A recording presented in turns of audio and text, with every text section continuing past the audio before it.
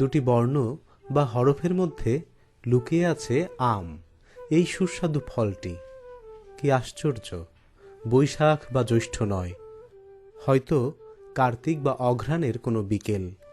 ঘরের পাশে হয়তো একটি গাছও নেই, শুধু এক চিলতে কাগজে অথবা দেয়ালে লেখা দুটি বর্ণ, আম। অমনি আমাদের চোখে একটি মিষ্টি ফলের ছবি ভেসে ওঠে, কারো বা মন দুলে ওঠে খুশিতে।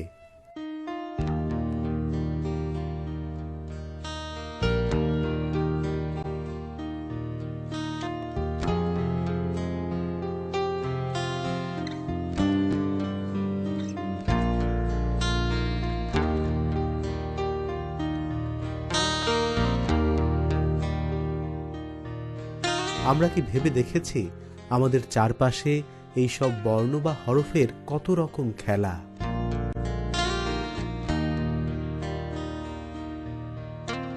এই হরফ দিয়ে নিঃশব্দে আমরা কত কথাই না বলি, কত কাজই না করে ফেলি। আদেশ বা নির্দেশনায় অথবা সুতীব্র প্রতিবাদে এইসব হরফ লিপির কি বিচিত্র ব্যবহার! কেবল কিছু অক্ষরের নিঃশব্দ তর্জনী যেন কতই না অব্যর্থ।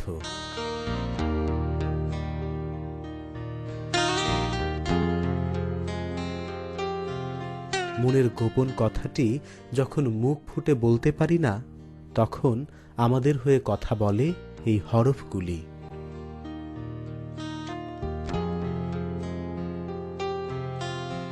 কোথা থেকে এলো এই লিপি? কোন শতাব্দীতে কারা কেমন করে এই লিপি বানালো? প্রশ্নটা এত স্বাভাবিক, অথচ উত্তরটাকে স্পষ্টভাবে আমাদের জানা। অনেকেই হয়তো শুনেছি ব্রাহ্মী লিপি থেকে এসেছে বাংলা লিপি। সেই ব্রাহ্মী লিপি বা কবে কোথায় প্রচলিত ছিল, কেমন ছিল দেখতে, বিষয়গুলো আরেকবার জেনে নেওয়া যাক।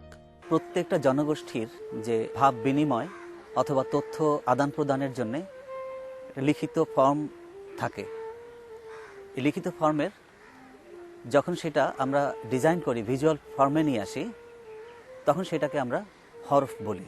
হরফ আগেও ছিল, যখন লিখিত ফর্ম শুরু হয়েছে তখন হরফগুলোকে পাশাপাশি সাজানোর ফলে যে লেখাটা আমরা পাই, সেটাকে আমরা সরাসরি হরফ না বলে আমরা সেটাকে বলি স্ক্রিপ্ট ইংলিশে, বা বাংলায় লেখনী।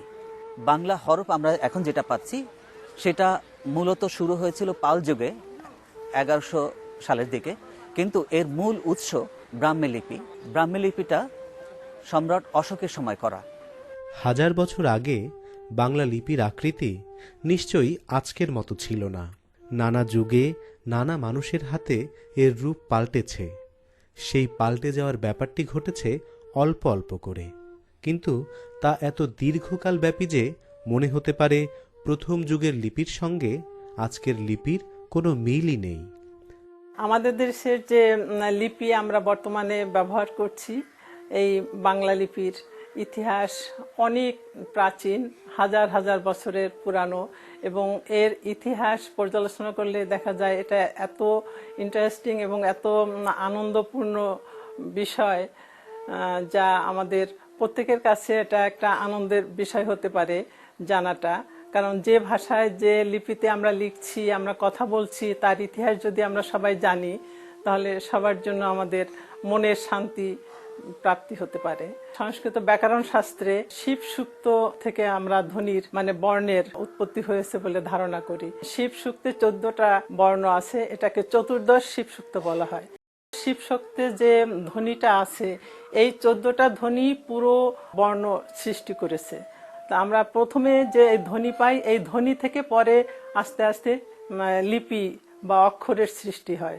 লিপির ইতিহাস পর্যালোচনা করলে দেখা যায় যেটা যে এটাও হাজার হাজার বছর আগে খ্রিস্টপূর্ব 5ম শতকে ব্রাহ্মী লিপি থেকেই এটার সূচনা হয়। মানে এক কথায় বলতে গেলে যে আমাদের লিপির আদি জনক ব্রাহ্মী লিপি। প্রতিটা লিপির বিবর্তন এবং পরিবর্তনের ক্ষেত্রে পুরা ওই অঞ্চল এবং ওই সাম্রাজ্যের একটা বিশাল প্রভাব পড়েছে। কারণ এই অশোক লিপি থেকে শুরু করে যখনই যে রাজা আসছেন, যে সাম্রাজ্য আসছেন, তখন তাদের আধিপত্য বিস্তারের জন্য কিছুটা পরিবর্তন হয়েছে গুপ্ত যুগের পরে। গুপ্ত যুগটাই মোটামুটি ওই যে তিনটা যে পূর্বাঞ্চলী পশ্চিমাঞ্চলই হলো, ওইখানে বলতে গেলে বাংলা লিপির সূত্র।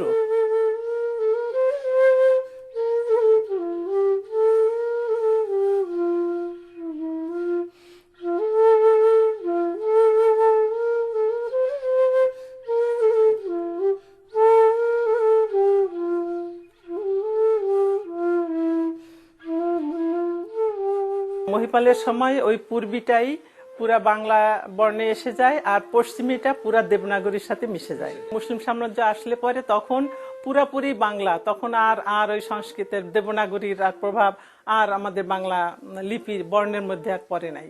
দশম শতকের গোড়া থেকে শুরু করে একাদশ দ্বাদশ শতকে মোটামুটি পুরো ফর্মটা বাংলা বর্ণমালার আমরা পেয়ে গেছি। এরপরে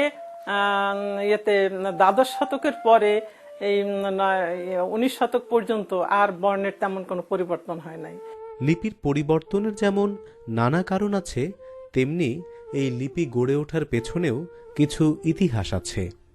প্রত্যেক ভাষা গোষ্ঠীর ব্যবহৃত বর্ণমালা কেবল কিছু চিহ্ন মাত্র নয়, সেই চিহ্নে তার সমাজ সংস্কৃতির রহস্যময় চিত্রনাট্যও ক্রিয়াশীল থাকে। এ পথ ধরেই বাংলা আধুনিক বর্ণমালার বা হালামলের বাংলা বর্ণমালার ইতিহাসও চিহ্নিত করা যায়। ছাপার প্রযুক্তি যখন তৈরি হলো, তখন আমাদেরকে প্রত্যেকটা অক্ষরকে আলাদা আলাদাভাবে ডিজাইন করতে হয়েছে। মূলত তখন থেকেই হরফের ডিজাইন শুরু, অথবা যেটাকে আমরা এখন বলি ফন্ট, অর্থাৎ একটা বর্ণমালার সম্পূর্ণ হরফের যে কমপ্লিট সেট, সেটার ডিজাইনটাই আমরা ফন্ট বলি। আমাদের বাংলার ভাষায় আসি, পাল যুগে যে ফর্ম লিখিত অক্ষর থেকে হরফের ডিজাইন শুরু, এবং এটা পরিপূর্ণ রূপ পায় ব্রিটিশ আমলে যখন ন্যাথানিয়েল হ্যালহেড বাংলা ব্যাকরণ বই ছাপতে যান, তখন থেকে। তো সে সময় বাংলাদেশে কোনো ডিজাইনার ছিলেন না। ব্রিটিশ একজন কর্মকর্তা চার্লস উইলকিন্স, উনি প্রথম বাংলা ফন্টের ডিজাইন করেন, এবং সেই ডিজাইনে ন্যাথানিয়েল হ্যালহেডের বাংলা গ্রামার বইটা ছাপা হয়। এরপর ঈশ্বরচন্দ্র বিদ্যাসাগর যখন বাংলা বর্ণমালার পুনর্বিন্যাস করেন, কতগুলো স্বরবর্ণ হবে, কতগুলো ব্যঞ্জনবর্ণ হবে, সে সময় তিনিও বাংলা ফন্টের ডিজাইনের একটা নির্দেশনা দেন। সেই নির্দেশনা অনুযায়ী বাংলা অক্ষরের কোথায় মোটা হবে, কোথায় চিকন হবে, কোথায় স্মুথ বক্ররেখা হবে, কোথায় স্ট্রেইট লাইন হবে, এগুলো ওনার নির্দেশনা অনুযায়ী ডিজাইন করা হয়, এবং সেই ডিজাইনেই বাংলা বর্ণ পরিচয় বইটা ছাপা হয়, এবং সেই ফন্টটাকে আমরা বলি বিদ্যাসাগর ফন্ট। সেভাবে কম্পিউটার প্রযুক্তি আসা পর্যন্ত সেই ফন্টটাকেই আদর্শ বাংলা ফন্ট হিসেবে অনুসরণ করা হয়েছে। বুঝতে হলে আমাদের ফিরে যেতে হবে প্রত্ন নিদর্শনের কাছে, বেরোতে হবে প্রাচীন শিলালিপি, পুঁথি বা মুদ্রার খোঁজে। কোনো পুরনো ভবনের প্রায় ভেঙে যাওয়া পাথরখণ্ডও আমাদের সেই হদিস দিতে পারে।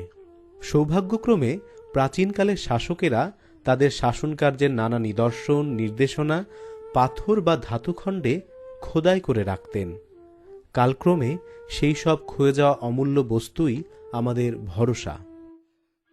জাতীয় জাদুঘরের যে সমস্ত সংগ্রহ আছে, এটা খুবই গুরুত্বপূর্ণ, বিশেষ করে ইতিহাসের দিক থেকে। কারণ ইতিহাস, প্রাচীনকালের যে ইতিহাস, সেটা লিখিত উপাদান আমাদের কাছে খুব বেশি নেই। যে কয়েকটি শিলালিপি বা তাম্রলিপি আমাদের কাছে আছে, সেখান থেকেই ইতিহাসকে পুনর্গঠিত করা হয়, এবং সেদিক থেকে এই সমস্ত শিলালিপি বা তাম্রলিপি খুবই গুরুত্বপূর্ণ। ভারতবর্ষের সবচেয়ে যে প্রাচীন লিপি নমুনা পাওয়া যায়, সেটা অশোকের সময়কার, খ্রিস্টপূর্ব 3য় শতকের। অশোকের সময়কার যে সমস্ত লিপি আমরা পাই, তার সেগুলো সবই ব্রাহ্মী অক্ষরে লিখিত। অশোকের যে সমস্ত লিপি পাওয়া যায়, সেখানে বিভিন্ন নির্দেশাবলী, রাজাজ্ঞা, তার বংশ পরিচয়, এগুলা লিখিত ছিল, এবং এগুলা প্রধানত পর্বতগাত্রে, গুহায় লিখিত, স্তম্ভে লিখিত হতো। এরপর আমাদের অঞ্চলে, অর্থাৎ বাংলাদেশের সবচেয়ে প্রাচীন যে লিপি পাওয়া যায়, সেটা মহাস্থান করে প্রাপ্ত 3য় শতকের, এটাও মৌর্যদের সময়কালের। এই লিপিতে রাজ কর্মচারীকে প্রাকৃতিক দুর্যোগের কারণে জনগণকে অর্থ এবং অন্যান্য সাহায্য সহযোগিতা করার কথা বলা হয়েছে, এবং সুসময়ে ওইটা ফেরত দেওয়ার কথাও বলা হয়েছে। অশোকের সময়ের যে ব্রাহ্মী লিপি সেটা পরবর্তীতে দুইটা ধারায় বিভক্ত হয়। সেটা হলো এক হলো উত্তর ভারতীয় লিপি এবং দক্ষিণ ভারতীয় লিপি। উত্তর ভারতীয় লিপির মধ্যে যেমন মগধী, বাংলা, দেবনাগরী, সারদা এই সমস্ত আছে, এবং এই বাংলা অঞ্চলের যেটা সেটাই বাংলা লিপি থেকে আস্তে আস্তে এখান থেকে আসে। এবং এর পরবর্তীতে গুপ্তদের সময়কার লিপি, যেটাও ব্রাহ্মী বলা যায়, কিন্তু গুপ্তদের একটা বিভিন্ন স্বতন্ত্র ধারা সৃষ্টি হয়েছে। এবং এটা গুপ্তদের সময়কার অনেক কপার প্লেট পাওয়া যায়, যেটা তাম্রশাসন। তাম্রশাসনটা মূলত দলিল, ক্রয় বিক্রয় দলিল বা ভূমি হস্তান্তর দলিল। তা গুপ্তদের প্রায় 10-এর অধিক তাম্রশাসন এই অঞ্চলে, বাংলা অঞ্চলে পাওয়া গেছে। এর পরবর্তীতে গুপ্ত পরবর্তী সময়কারও অনেক তাম্রশাসন এবং শিলালিপি এই অঞ্চলে পাওয়া গেছে, এবং জাতীয় জাদুঘরেও এর অনেক নিদর্শন আছে। যেমন এখানেই আপনারা দেখলেন জাতীয় জাদুঘরের গ্যালারিতে প্রদর্শিত কয়েকটি শিলালিপি। এই শিলালিপিটা পাল সম্রাট চতুর্থ গোপালের সময়কার, এবং এই লিপিতে অনেকগুলো অক্ষর বাংলার খুব কাছাকাছি চলে আসছে। নতুন ইতিহাস পাওয়া যাবে বলে আমাদের ধারণা। বর্ণমালা বা অক্ষরের সঙ্গে মানুষের অবচেতন একটি সম্পর্ক আছে। এই সম্পর্ক যুক্তির অতিরিক্ত আবেগ মিশ্রিত। বাঙালির জীবনে সেই আবেগের একটি রাজনৈতিক ইতিহাসও তার রক্তের সঙ্গে সম্পর্কিত। 52-এর 21শে ফেব্রুয়ারি তাই বিচ্ছিন্ন কোনো ঘটনা নয়। প্রায় 2000 বছরের প্রাচীন এই বর্ণমালা আমাদের গর্বের ধন। এই ধন কেড়ে নিতে পারেনি কালের করাল গ্রাস। কোনো রাজশক্তি পারেনি এতে আঁচড় কাটতে। চেয়েছিল বটে। পাকিস্তানি শাসক জোর চেষ্টা নিয়েছিল বাংলা ভাষা থেকে বাংলা লিপিকে উৎখাত করতে। তারা আরবি বা উর্দু হরফে বাংলা লিখবার প্রস্তাব এনেছিল। বাঙালিরা তা রুখে দিয়েছে বুকের রক্ত দিয়ে।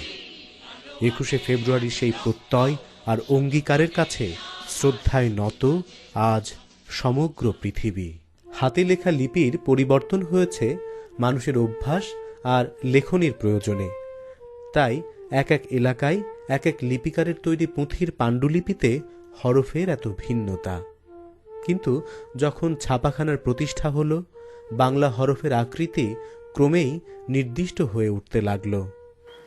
বাংলাদেশে কম্পিউটার প্রযুক্তি আসার পরে বাংলা ফন্টের ডিজিটালাইজেশন শুরু হয়, এবং মিস্টার ফারুক বাংলা ফন্টের ডিজাইন করেন। যে ডিজাইনটা করা ছিল কলকাতায় পূর্ণেন্দু পত্রী এবং সত্যজিৎ রায় চৌধুরী মিলে যে ডিজাইনটা করেছিলেন, সেটারই একটা অনুলিপি করা হয়েছিল বাংলাদেশে কম্পিউটারের জন্য। 2014 সালে বাংলা একাডেমি এবং গ্রাফিক ডিজাইন যৌথ উদ্যোগে নতুন দুটো বাংলা ফন্টের ডিজাইন করা হয়েছে, যার একটা প্রকাশিত হয়েছে। ঢাকা বিশ্ববিদ্যালয়ের গ্রাফিক ডিজাইন বিভাগের শিক্ষার্থীরা, বিশেষ করে অনার্স এবং মাস্টার্সের শিক্ষার্থী এবং প্রাক্তন শিক্ষার্থীরা, এদের অনেকেই ব্যক্তিগতভাবে বাংলা হরফের ডিজাইন করছেন, এবং এগুলোর অনেকগুলোই অনলাইনে উন্মুক্ত আছে সবার জন্য।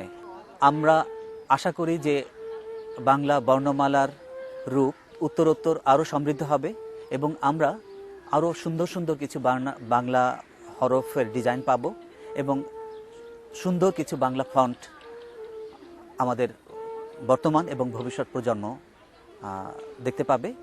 এবং আমি আশা করছি যে বাংলাদেশের ভাষা এবং বাংলাদেশের বাংলা বর্ণমালা নিয়ে আরও এগিয়ে যাবে। এই পৃথিবীর বুকে আমরা সেই গর্বিত জাতি যারা ভাষার জন্য, বর্ণমালার জন্য জীবন দিয়েছি। রক্তের বিনিময়ে পেয়েছি প্রাণের বর্ণমালা। বর্ণমালা আমার প্রাণের বর্ণমালা।